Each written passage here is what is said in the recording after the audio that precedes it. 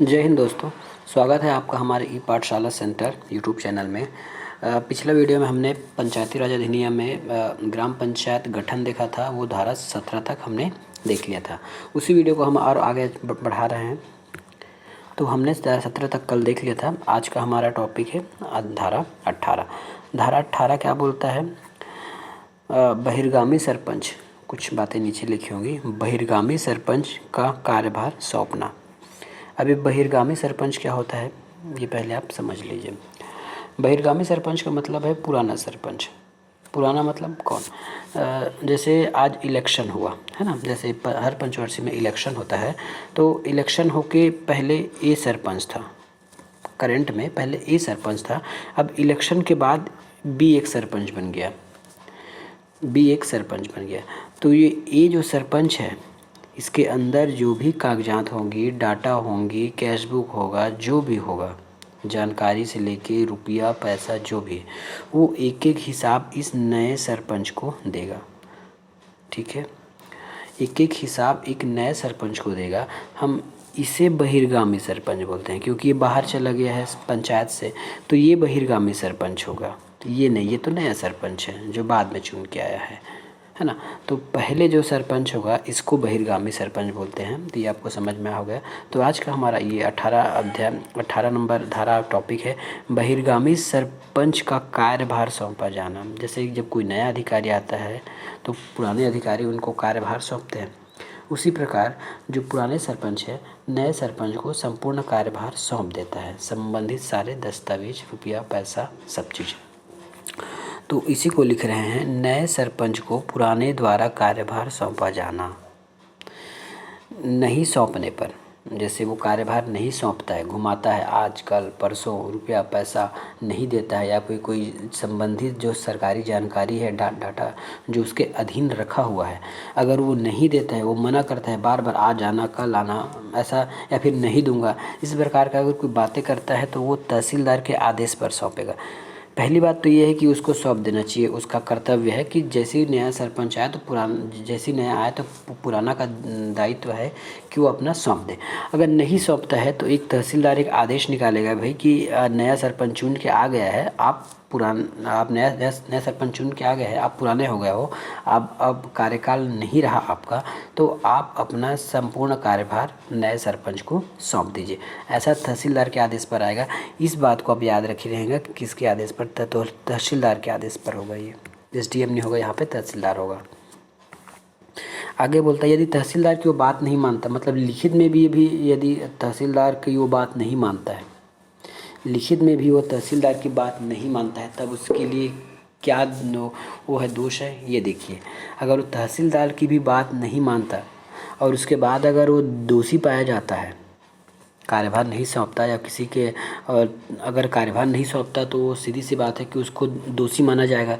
अगर वो दोषी पाया जाएगा तो जिस दिन से दोषी पाया जाएगा उस दिन से 6 साल के लिए वह पंचायत चुनाव नहीं लड़ पाएगा। वो 6 साल के लिए पंचायत चुनाव नहीं लड़ पाएगा और ना ही किसी समिति या फिर संबंधित पंचायत का कोई सदस्य बनने के लायक होगा। तो ये है तहसीलदार की बात नहीं माने पर। देखिए कितना बड़ा ये उसके लिए वो दंड है। 6 साल मतलब वो इस साल तो बन ही नहीं सकता। जिस साल वो दोषी पाया गया है उस साल तो किसी भी समिति का ना तो सदस्य रहेगा और ना ही पंचायत से उसका कोई लेना देना रहेगा। साथ ही आने वाले पंचवर्षीय में भी वो चुनाव नहीं लड़ सकता। ये उसके लिए बहुत बड़ा दंड साबित होता है। आगे देखते हैं धारा 19। धारा 19 क्या कहता है? निर्वाचन की अधिसूचना पंच, उप सरपंच, सरपंच के चुनाव के बाद उपखंड अधिकारी, राजस्व जो है अधिसूचना निकालता है। अभी अधिसूचना क्यों निकाला जाता है?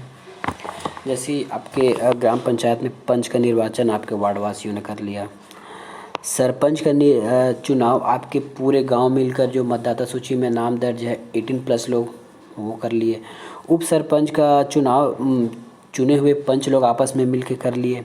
तो इसके बाद एक अधिसूचना निकलती है कि अमुक ग्राम पंचायत में फलाना सरपंच है, ये उप सरपंच है और इतने पंच है। इसी को बोलते हैं अधिसूचना, ताकि सबको पता चल जाए कि पहले तो हुआ है निर्वाचन, उसके बाद आता है आपके वोटिंग की गिनती होती है, चुनाव का निष्कर्ष आता है। उसके बाद जो अधिकारी रहता है, उपखंड अधिकारी राजस्व, वो एक पत्र पर जारी करता है कि कौन सरपंच है, कौन उप सरपंच है, कौन पंच है। ये जन सामान्य के लिए ये जारी किया जाता है। अब उसके बाद आता है धारा 20 प्रथम सम्मेलन। यदि आप चाहें तो इस धारा को याद कर सकते हैं। प्रथम सम्मेलन बहुत आवश्यक है। पिछले कई वीडियो में मैंने देखा है यूट्यूब में एक कन्फ्यूज़न सा चल रहा है कि उप सरपंच का चुनाव प्रथम सम्मेलन में ही कर लिया जाता है, लेकिन ये गलत है। देखिए, हम यहाँ धारा 20 पढ़ रहे हैं प्रथम सम्मेलन, और धारा 19 के ही पहले एक सम्मेलन बुलाकर उप सरपंच के चुनाव कर लिया जाता है। तो ऐसा कोई क्वेश्चन आता है कि उप सरपंच का चुनाव कब होता है, तो वो प्रथम सम्मेलन में उप सरपंच का चुनाव नहीं होता। प्रथम सम्मेलन का मतलब ही यही होता है कि चुने गए सारे सदस्य को एक साथ बैठाना, इसको ही प्रथम सम्मेलन कहते हैं। अब जब उप सरपंच का चुनाव हुआ ही नहीं रहेगा तो किस प्रकार आप प्रथम सम्मेलन कराओगे। तो यदि ये क्वेश्चन में ऐसा कोई फंसा के पूछता है कि पर क्या प्रथम सम्मेलन में उप सरपंच का चुनाव होता है, तो ऐसा नहीं है। प्रथम सम्मेलन में उप सरपंच का चुनाव नहीं होता है, उससे पहले ही उप सरपंच का चुनाव का कार्य कंप्लीट कर लिया जाता है। अब ये देखिए प्रथम सम्मेलन क्या होता है। धारा 19 के सूचना की अधिसूचना, जैसे धारा 19 में हमने एक अधिसूचना निकाला कि ये सरपंच है, ये उप सरपंच है, और संबंधित लोग सरपंच की एक सूची जारी कर देते हैं। तो उस सूची जारी करने के 30 दिन के भीतर सम्मेलन बुलाएगा कौन? पंचायत का सचिव सम्मेलन बुलाएगा। किनकी सम्मेलन बुलाएगा? वो चुने हुए लोगों की। किसकी सूचना बुलाएगा? तो उस चुने हुए लोगों की सम्मेलन बुलाएगा। और यह इसके बाद से यहीं से गिनती होती है प्रथम सम्मेलन। पंचायत की अवधि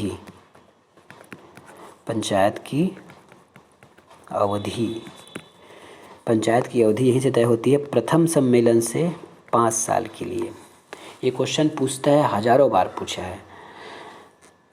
यदि क्वेश्चन आपको फंसा के पूछे क्या प्रथम सम्मेलन की अवधि चुनाव के बाद होता है? नहीं। क्या चुनाव के जिस दिन आता है रिजल्ट उस दिन बाद होता है? वो भी नहीं। तो क्या पंच के जो उप सरपंच है उसके चुनाव के बाद होता है? तो ये भी नहीं। क्या उनकी अधिसूचना जारी, जो धारा 19 के अंतर्गत उनकी एक अधिसूचना जारी की गई थी कि कौन सरपंच है, पंच है, इस अधिसूचना के दिनांक से? तो वो भी नहीं। प्रथम सम्मेलन के दिनांक से 5 साल तक उसको काउंट किया जाता है। ये होती है पंचायत की अवधि और आपके पंचायत पदाधिकारियों की अवधि, जब तक वो पंचायत विघटित नहीं हुई है तब की स्थिति में। आगे देखते हैं धारा 21 क्या बोलता है। धारा 21 बोलता है सरपंच उप सरपंच का अविश्वास प्रस्ताव। सरपंच उप सरपंच के लिए अविश्वास प्रस्ताव, यहाँ आप के लिए कर लीजिए अविश्वास प्रस्ताव। अभी अविश्वास प्रस्ताव क्या होता है ये देख ले। अभी तक तो हमने ये देखा कि सरपंच उप सरपंच का चुनाव होगा, प्रथम सम्मेलन होगा। अब ये अविश्वास प्रस्ताव क्या है? अविश्वास प्रस्ताव का मतलब है यदि आपके ग्राम पंचायत में आपके संबंधित जो सरपंच है वो अच्छे से कार्य नहीं कर रहे हैं, आपका पंच हो या सरपंच हो, तब की स्थिति में अविश्वास लाया जाता है। देखिए यहाँ पे ग्राम पंचायत के लिए 2 ठो वर्ड यूज़ होता है। एक तो है अविश्वास प्रस्ताव, अविश्वास, और दूसरा होता है वापस बुलाना। तो देखते हैं, नाम से ही आपको याद रखना पड़ेगा अविश्वास। अब तो जैसे ये हमारा एक बॉडी है ग्राम पंचायत का, इसमें पंच बैठेंगे, पंच, उप सरपंच, सरपंच, और ये सरपंच मान लेते हैं। तो ये जो पंच है ये इन्हीं के विश्वास पर सरपंच का पद टिका होता है, सरपंच और उप सरपंच का भी, क्योंकि उप सरपंच को तो यही लोग चुन के भेजे हैं, विश्वास करके भेजे हैं कि आप अच्छा काम करोगे, है ना। तो उप सरपंच और सरपंच को ही का विश्वास इनके ऊपर रहना चाहिए। मतलब पंचों का इतना विश्वास रहना चाहिए कि हमारा पंच और सरपंच अच्छा काम करेगा। तो अगर क्वेश्चन पूछता है कि अविश्वास प्रस्ताव किसके विरुद्ध लाया जा सकता है और कौन ला सकता है, तो अविश्वास प्रस्ताव सरपंच और उप सरपंच के विपरीत लाया जाएगा और संबंधित उस ग्राम पंचायत की पंचों द्वारा लाया जाएगा। ठीक है, नाम से याद रखेंगे अविश्वास। उप सरपंच को विश्वास से लोग आपस में मिलकर चुने थे, जो एक पंच ही है। सरपंच का भी इनके ऊपर विश्वास रहता है कि हमारा सरपंच अच्छा काम करेगा, ये है। और वापस बुलाने का कार्य होता है, जो चुन के भेजता है वही वापस बुलाता है। मतलब जो आपको भेजेगा वही वापस बुलाएगा ना, इसका शाब्दिक अर्थ मान लीजिए, जो आपको भेजेगा वही आपको वापस बुला सकता है। तो अब देखते हैं अब वापस किनको किनको बुलाया जाता है, किनको किनको चुन के भेजा जाता है। तो आपके पंच को चुन के भेजा जाता है वार्ड मेंबरों वार्ड के जनसंख्या के आधार पर, और सरपंच को चुन के भेजा जाता है पूरे गाँव वाले मिलकर। तो अब देखते हैं वापस किनको किनको बुलाया जा सकता है। तो वापस आपको पंच को बुला सकते हैं आप। पंच को कौन वापस बुलाएगा? उस वार्ड के जितने भी मतदाता हैं, जिनका नाम मतदाता सूची में है, वो लोग इस पंच को वापस बुला सकते हैं। पूरे गांव के लोग नहीं बुलाएंगे। जिस पंच के विरुद्ध उनको ऐसा लगता है वार्ड वासियों के, अरे इसको ज़बरदस्ती का पंच बना दिया, कुछ कर नहीं रहा है, तो इस मामले में उस वार्ड के लोग ही उस पंच को वापस बुलाते हैं। भैया तू आ जा, तुमसे ना हो पाएगा, तुमसे नहीं हो पाएगा, तुम आ जाओ। तो वार्ड पंच को उसके वार्डवासी बुलाएंगे। इसी प्रकार सरपंच हैं, तो सरपंच को कौन बुलाएगा?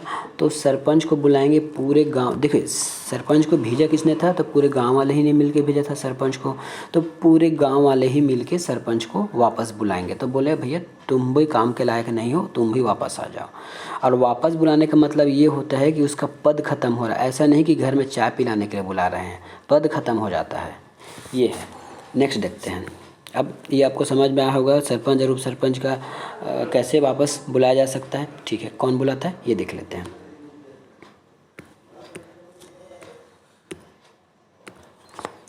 तो वैसे होता है अब वो वापस बुलाना और अविश्वास प्रस्ताव। अब हम देखते हैं पहले अविश्वास प्रस्ताव, जो धारा 21 में है।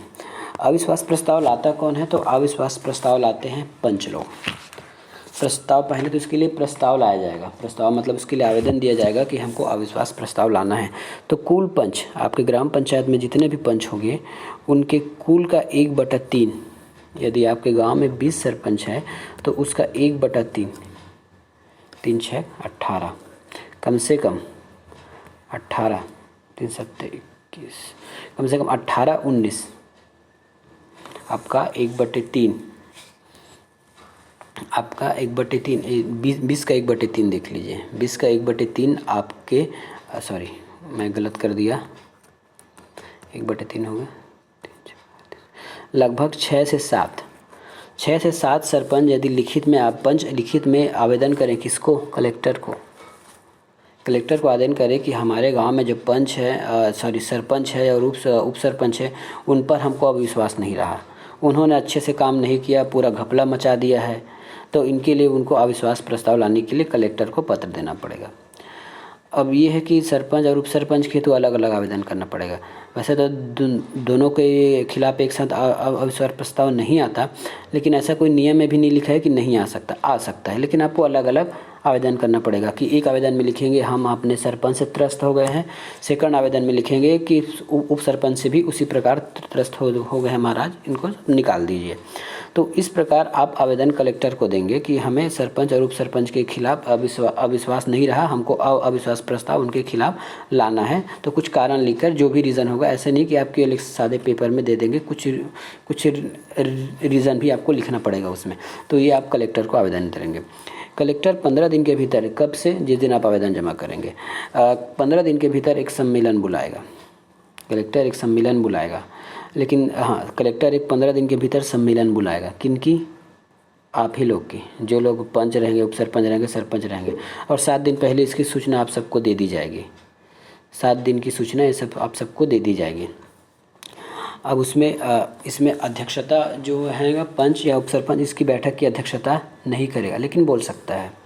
इसकी अध्यक्षता कोई और करता है। कलेक्टर केवल सम्मेलन बुलाता है, याद रखिएगा, कलेक्टर बुला रहा है इसका मतलब वो कलेक्टर उसकी अध्यक्षता नहीं करेगा, कलेक्टर उसकी अध्यक्षता नहीं करेगा, उसकी अध्यक्षता करने के लिए और लोग रहते हैं। ये हैं।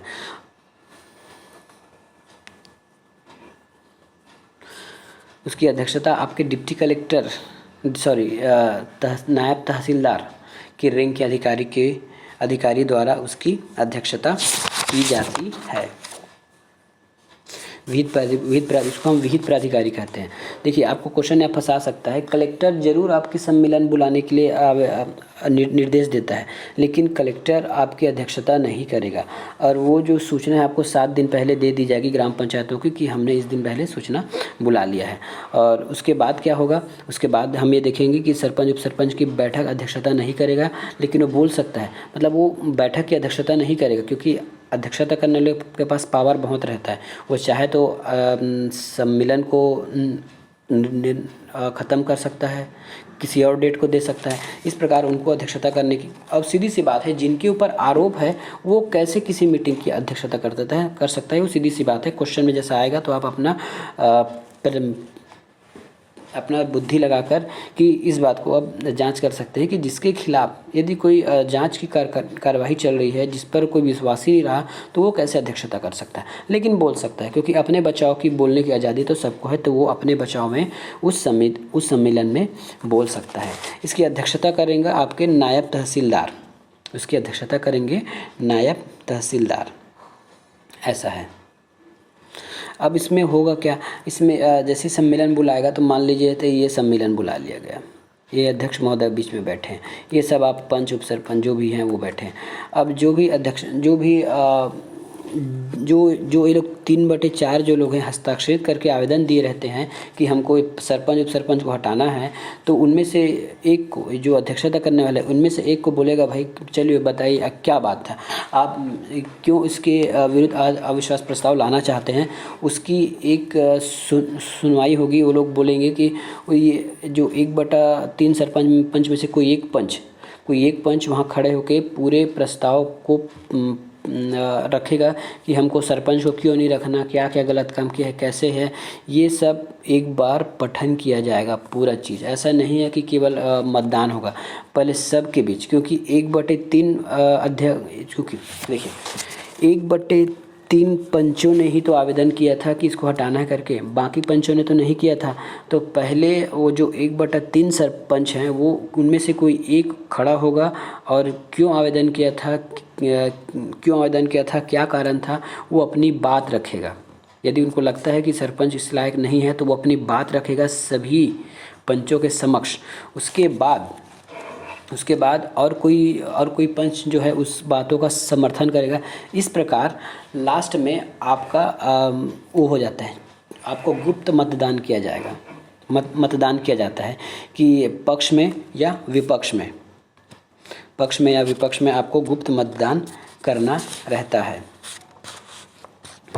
पक्ष में आपको गुप्त मतदान करना होता है। अब गुप्त मतदान का मतलब है, इसमें आप गुप्त मतदान का मतलब है कि जितने भी सरपंच हैं वो लोग एक पर्ची में लिख के डालेंगे, ठीक है। तो पंचों का 3/4 से बहुमत से पास होना चाहिए। पंचों की जो गुप्त मतदान जो होगा, जैसे मतदान हो गया, इस सरपंच के खिलाफ मतदान हो गया, और उस उच्च मतदान में जो संबंधित सरपंच या उप सरपंच है वो भी अपना मत देंगे। तो टोटल मत जो है उसके विपक्ष में इतना वोट पड़ना चाहिए। जो लोग नहीं चाहते हैं, अविश्वास प्रस्ताव चाहते हैं, ऐसा मत 3/4, कुल पंचों का 3/4, जैसे आपके यहाँ 20 थे, वैसे यहाँ आपके पास 20 थे, तो आपका 3/4 पड़ना चाहिए। तो 3 एकम 4 एकम 4, 4 पंचे 20, 5 दिया 15, तो 15 आपका बहुमत होना चाहिए। 15 आपका बहुमत होना चाहिए, और ये बहुमत आपके टोटल सीट के 2/3 से अधिक होना चाहिए।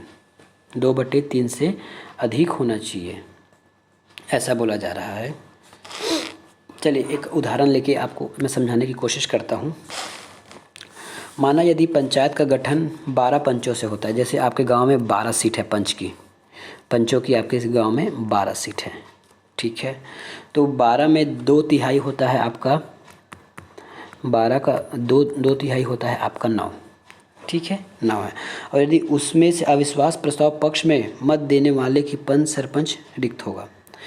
यदि ये जो 2/3 है ये इतना से आपका ज़्यादा होना चाहिए, और जिस दिन वोट पड़ा अगर उसकी संख्या 3/4 से ज़्यादा होनी चाहिए। 3 एकम 3, 3 त्रिक 9, 3 चौक 12, 4 तिया 12, 3 तिया 9। ठीक, इससे ज़्यादा होना चाहिए। तो ये बराबर हो रहा है, पास नहीं होगा। इससे ज़्यादा आपकी संख्या होनी चाहिए। इनका कहने का मतलब यही है। सॉरी, 3 चौक 12, 4 दूनी 8, ये 8 होगा, ये 8 होगा। ये है, ये आपका 2, ये बोला गया है कि आपके कि जितने भी सीट हैं, मतलब आपके 12 सीट है, तो 12 का 2/3 कितना होता है? 3 चौक 12, 4 दूनी 8। तो 8 से किसी भी हालत में आपकी वोट ज़्यादा होनी चाहिए। यदि 8 से ज़्यादा नहीं हुआ तो आप लोग उस पर सरपंच को बाहर नहीं निकाल सकते। ठीक है। यदि 12 के 12 पूरे उस दिन उपस्थित हो गए, 12 के 12 उस दिन पूरे उपस्थित हो गए, तो इसका 3/4 कितना होता है? तो 4, 4 तिया 12, 3 तिया 9। देखिए, पास हो गया। आपके पूरे 12 सरपंचों ने बोल दिया कि इसको हटाना है। आपके 12 सरपंचों ने ही इसको पूरा बोल दिया कि इसको हटाना है, इसके विश्वास हमको विश्वास नहीं रहा, तब वो हट जाएगा। आगे नेक्स्ट देखते हैं। देखिए, मैंने यहाँ लिखा है कि अविश्वास प्रस्ताव करने की अध्यक्ष कौन करेगा? तो ये उपखंड अधिकारी कर सकता है, एसडीएम या तहसीलदार उसके सेम रंग का कर सकता है।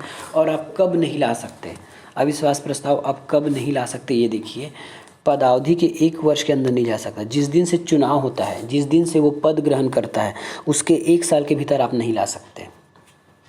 उसके 1 साल के भीतर, मतलब ऐसा है कि इसको जैसे नियम बहुत बेहतरीन रूप से बनाया गया है, सभी ओर से सभी को बांध के रखा गया है। आप कभी भी अविश्वास प्रस्ताव नहीं ला सकते। जैसे आज वो चुनाव हुआ, कल आप अविश्वास प्रस्ताव लाओगे तो क्या विश्वास किया? उसने ना तो कोई काम किया है, ना कुछ किया है, किस प्रकार आप अविश्वास प्रस्ताव लाओगे? इसलिए उसको नियम में बांधा गया है। कम से कम उसका 1 साल का काम तो देख लो कि वो विश्वास के लायक है कि नहीं। तो 1 साल के अंदर आप नहीं ला सकते, जिस दिन से वो पद ग्रहण करता है। यदि वो जिस दिन से पद ग्रहण करता है, चाहे मुख्य चुनाव हो या उपचुनाव हो, उस दिन से आप उस दिन के साल भर के भीतर आप नहीं ला सकते। गलत करेगा तो भी नहीं ला सकते, आपको साल भर वेट करना ही पड़ेगा। रुको बेटा, तुमको बताते हैं साल भर बाद, एक ऐसा है। और आखिरी के 6 महीने में भी नहीं ला सकते। जैसे चुनाव का 5 साल कंप्लीट होने वाला है, इस 5 साल कंप्लीट होने में मात्र 6 महीना बचा हुआ है। इस 5 साल कंप्लीट होने में 6 माह बचा हुआ है, इस 5 साल कंप्लीट होने में, तो भी आप नहीं ला सकते। क्योंकि उसके बाद तो नया चुनाव होना ही है, तो उसको आप नहीं ला सकते। दूसरा है, अगर अविश्वास प्रस्ताव नामंजूर हो गया, जैसे आपने 1 साल बाद लाया और वो नामंजूर हो गया, तो फिर से उसी डेट से आप 1 साल के भीतर नहीं ला सकते। भाई आपने, ये आपके लिए दंड हो जाएगा। फिर जिस दिन वो नामंजूर होता है उसके 1 साल बाद आप फिर से नहीं ला सकते। ये ऐसा बात है। यदि मान लेते हैं अविश्वास प्रस्ताव पास हो गया, तो उप सरपंच या सरपंच 7 दिन के भीतर कलेक्टर को अपील कर सकता है। यदि वो आपका अविश्वास प्रस्ताव पास हो गया तो तुरंत अपना पद छोड़ना पड़ेगा, और 7 दिवस के भीतर वो कलेक्टर को अपील करेगा अपने बचाव में कि इन्होंने मुझे गलत तरीक़ा से अविश्वास प्रस्ताव पारित करके हटा दिया है। 30 दिन में कलेक्टर का जवाब आता है। ये हो गया। अब देखते हैं नेक्स्ट, वापस बुलाने का मतलब क्या होता है। मैंने पहली बता दिया था कि वापस कौन बुलाता है, तो किन्हें बुलाना चाहिए? आप सर वापस बुलाना, देखिए मैंने यहाँ कुछ गलत लिख दिया है। ये आपका पंच होगा ना, आप ये होगा, आप सरपंच और पंच को वापस बुला सकते हैं, उप सरपंच को नहीं बुला सकते हैं। तो यहाँ गलती है, टाइपिंग मिस्टेक है, यहाँ पंच होगा। तो कब बुलाएंगे, कौन बुलाएगा? तो ग्राम सभा के द्वारा 1/3 आवेदन पढ़ने पर, वहाँ भी 1/3 था पंचों के द्वारा, यहाँ भी 1/3 है ग्राम सभा के लिए। लेकिन एक ग्राम सभा बोला है तो ये सरपंच के लिए होगा। लेकिन यदि हमको पंच को वापस बुलाना है, तो पंच को वापस बुलाना है तो 1/3 उस वार्डवासियों का, 1/3 उस 1/3 आपके वार्डवासियों का आवेदन पर। ठीक है, 1/3 आवेदन पर आपको हटाया जा सकता है, लेकिन हटाया नहीं जा सकता है, सम्मेलन बुलाया जाएगा। कब बुलाया जाएगा? 1/3 आवेदन करने पर आपको हटा नहीं दिया जाएगा।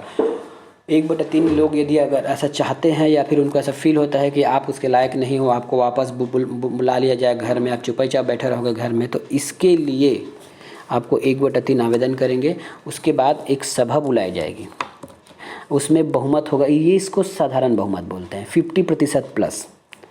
जैसे आपके गांव की मतदाता सूची में 1000 लोग हैं, 1000 लोग हैं, तो उसका 500 प्लस यदि आपके विरुद्ध वोट डाल दिए कि हमको इसको नहीं चाहिए, उसको वापस बुलाना ही पड़ेगा, या वार्ड वालों का 50%, तो आपको वापस आना पड़ेगा, है ना। तो आपको वापस आना पड़ेगा, इसका कोई चारा नहीं है। नेक्स्ट समझते हैं कब नहीं ला सकते। प्रथम सम्मेलन से 2.5 वर्ष के भीतर। अविश्वास प्रस्ताव में क्या था? 1 साल के भीतर आप नहीं ला सकते थे।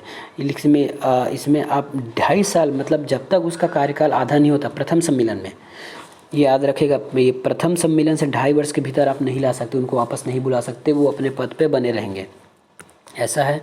नेक्स्ट देखते हैं,